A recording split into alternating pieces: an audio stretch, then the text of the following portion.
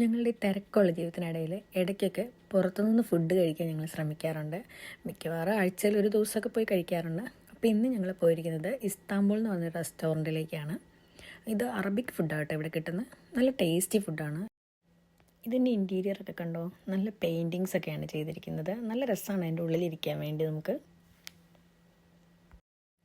നമ്മൾ ചെന്നിരിക്കുമ്പോൾ തന്നെ അവർ നമുക്ക് സ്റ്റാർട്ടറായിട്ട് അവരുടെ ഒരു സ്പെഷ്യൽ ബ്രെഡും പിന്നെ ഹുമ്മൂസും അങ്ങനത്തെ സാധനമൊക്കെ തരും. നല്ല ടേസ്റ്റ് ആട്ടോ അത് കഴിക്കാനൊക്കെ.